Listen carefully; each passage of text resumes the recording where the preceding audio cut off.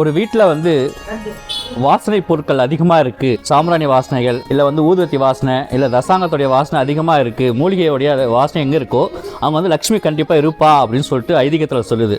So அதுக்காகவே நம்ம என்ட்ரன்ஸ்லேயே first வந்தோடனே உங்களுக்கு சாம்பிராணி வகைகள் ஃபுல்லாக இது எல்லாமே வந்து தசாங்கம், கப் சாம்பிராணி அந்த மாதிரி வகைகளை வந்து உங்களுக்கு ஃபுல்லாக வச்சுருக்கோம். பால் சாம்பிராணி 5 வகை சாம்பிராணி சொல்லக்கூடிய பால் சாம்பிராணி, வெண்குங்குலியம், நுரைக்குங்குலியம், கருங்குங்குலியம், பால் இந்த மாதிரி வகைகளை வச்சுருக்கோம். அது இல்லாமல் புனுகு, கோராஜனம், அரகஜா அந்த மாதிரி வகைகளும் வந்து ஜவ்வாது இந்த மாதிரி வாசனை திரவியங்கள் எங்கெங்கே இருக்கோ அங்கே எல்லாமே லக்ஷ்மி இருக்கும் தான் வந்து நம்ம ஐதீகத்தில் சொல்கிறாங்க. அதுக்காகவே நம்ம என்ட்ரன்ஸில் உங்களுக்கு ஆகவே எளிதாக உங்கள் வீட்டில் லக்ஷ்மி கடாட்சம் பெருகணும் அப்படின்றதுக்காகவே நம்ம வந்து இங்கே வாசனை பொருட்கள் எல்லாமே வச்சுருக்கோம். அதே மாதிரி இங்கே ஊதுவத்தி வகைகள் ஃபுல்லாகவே நம்ம இங்கே வச்சுருக்கோம். ஊதுவத்தியில் என்னென்ன அதாவது வந்து நல்ல வாசனையுள்ள ஊதுவத்தி, மைல்டாகவும் இருக்கும்.